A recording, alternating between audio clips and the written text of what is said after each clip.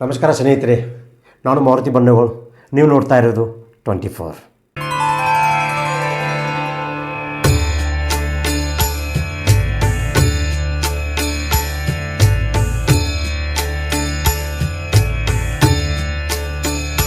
जय जय साई राम साई राम साई राम, जय जय साई राम साई राम साई राम, जय जय साई राम साई राम साई राम, जय जय साई राम साई राम साई राम, जय जय साई राम साई राम साई राम,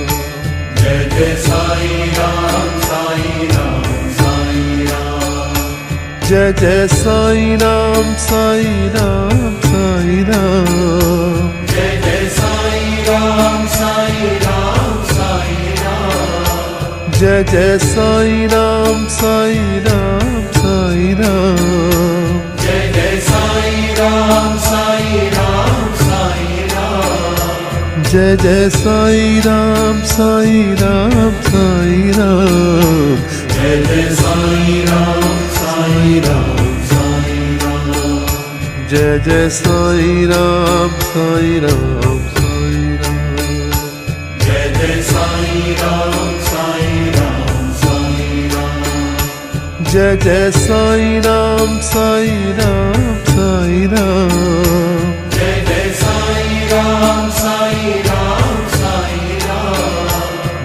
ನಮಸ್ಕಾರ. ಇವತ್ತು ನಮ್ಮ ದೇಶದಲ್ಲಿ ಭಾಳ ಮಹತ್ವವಾದಂಥ ದಿವಸ. ಯಾಕಂದ್ರೆ ರಾಮನಂಥ ಶಕ್ತಿ ಈ ಭರತ ಭೂಮಿ ಒಳಗೆ ಹುಟ್ಟಿದ ನಂತರ ಎಷ್ಟೋ ಧರ್ಮ ಒಂದು ಉದ್ಧಾರ ಆಯಿತು. ಅದಕ್ಕಾಗಿ ರಾಮಂದ್ರ ಪುರುಷೋತ್ತಮ ಅಂತಾರು. ರಾಮಂದ್ರ ಏಕಪತಿವ್ರತ, ಪುರುಷೋತ್ತಮ, ಧರ್ಮ ಪಾಲನ. ಅದಕ್ಕಾಗಿ ರಾಮ ಹುಟ್ಟಿದ ನಂತರ ಎಷ್ಟೋ ಇಲ್ಲಿ ಅಲೆಗಲ ಆಗ್ಬೋದು, ಧರ್ಮ ವಿದ್ದುಗಳಾದವು. ಆದರೆ ಇವತ್ತು ರಾಮನ ಒಂದು ಜನ್ಮದಿನವನ್ನು ನಾವು ರಾಮ ನವಮಿ ಅಂತ ಹೇಳಿ ಆಚರಿಸ್ತೀವಿ. ಇವತ್ತು ಬೆಳಗಾವಿಯ ಅತಿ ದೊಡ್ಡ ನಗರವಾದಂಥ ಬೆಳಗಾವಿ ಸಿಟಿಯಲ್ಲಿ ಇವತ್ತು ನಮ್ಮ ರಾಮನವಮಿಯನ್ನು ಆಚರಿಸಿದ್ದೀವಿ. ಇಲ್ಲಿ ಶ್ರೀನಗರ್ ಡಬಲ್ ರೋಡ್ನಲ್ಲಿ ಒಂಟಮುರಿ ಕಾಲನಿಯಲ್ಲಿ ನಮ್ಮ ಸಾಯಿಬಾಬಾ ಮಂದಿರ ಇದೆ. ಮಂದಿರದಲ್ಲಿ ನಾವು ಪ್ರತಿ ವರ್ಷ ಕೂಡ ರಾಮನವಮಿಯನ್ನು ಆಚರಿಸಿದ್ದೀವಿ. ಅದೇ ರೀತಿ ಎಲ್ಲರಿಗೆ ನಾವು ಇವತ್ತು ನೋಡ್ಬೋದು, ಈ ಜನದಟ್ಟಣೆಯನ್ನು ನೋಡ್ಬೋದು. ಈ ಜನರು ಮುಂಜಾನೆ ನಾವು 11:30 12 ಗಂಟೆಗೆ ಮಹಾಪ್ರಸಾದವನ್ನು ಚಾಲು ಮಾಡಿವಂದ್ರೆ ಸಂಜೆಗೆ 5 ಗಂಟೆ ತನಕ ಕೂಡ ಇದೇ ರೀತಿ ಮಹಾಪ್ರಸಾದ ತೆಗೆದುಕೊಳ್ಳಲು ಇಡೀ ಬೆಳಗಾವಿಯ ನಗರದಲ್ಲಿದ್ದಂಥ ಹೆಣ್ಣು ಮಕ್ಕಳು, ಗಂಡು ಮಕ್ಕಳು, ಎಷ್ಟೋ ಮಂದಿ ಇವತ್ತು ಸಾಯಿಬಾಬಾ ಭಕ್ತಾದಿಗಳು ಇವತ್ತು ಪ್ರಸಾದವನ್ನು ಸ್ವೀಕಾರ ಮಾಡಲಿಕ್ಕೆ ಬರ್ತಿದ್ದಾರೆ. ಅದಕ್ಕಾಗಿ ಬಾಬಾನಿಗೆ ಯಾವುದೇ ಜಾತಿ, ಯಾವುದೇ ಧರ್ಮ, ಯಾವುದೇ ಕುಲ, ಯಾವುದೇ ಗೋಷ್ಠ ಇಲ್ಲ. ಇವನು ಮಾನವ ಧರ್ಮಕ್ಕೆ ಜಯವಾಗಲಿ ಅಂತಕ್ಕಂಥ ಸಂದೇಶವನ್ನು ಸಾರಿದಂಥ ಸಾಯಿಬಾಬಾ. ಅದಕ್ಕಾಗಿ ನಾವು ಇವತ್ತು ರಾಮನವಮಿಯನ್ನು ಬಹಳ ವಿಜೃಂಭಣೆಯಿಂದ ಆಚರಿಸಿದ್ದೀವಿ. ಎಲ್ಲ ನಮ್ಮ ಕಮಿಟಿ ಬಾಂಧವರು, ಈ ಕಮಿಟಿ ಬಾಂಧವರ ಜೊತೆ ನಮಗಿಂತ ಹೆಚ್ಚು ಭಕ್ತಾದಿಗಳು, ಈ ಗುಡಿಗಿದ್ದಂಥ ಭಕ್ತಾದಿಗಳು ಇಲ್ಲಿ ವಿಜೃಂಭಣೆಯಿಂದ ನಾವು ರಾಮನವಮಿಯನ್ನು ಆಚರಿಸ್ತೀವಿ. ಎಲ್ಲ ಸದ್ಭಕ್ತರು ಒಳ್ಳೆ ರೀತಿ ಪ್ರಸಾದವನ್ನು ತೆಗೆದುಕೊಂಡು ಎಲ್ಲರೂ ಅವನ ಸೇವೆಯನ್ನು ತೆಗೆದುಕೊಳ್ಬೇಕಂತ ನಾನು ಕೇಳ್ಬೋದು. ಈಗಿನ ಯುವ ಜನತೆಗೆ ಈ ರಾಮನವಮಿ ಬಗ್ಗೆ, ಧರ್ಮದ ಬಗ್ಗೆ ಏನು ಹೇಳಕ್ಕೆ ಇಷ್ಟಪಡ್ತೀವಿ?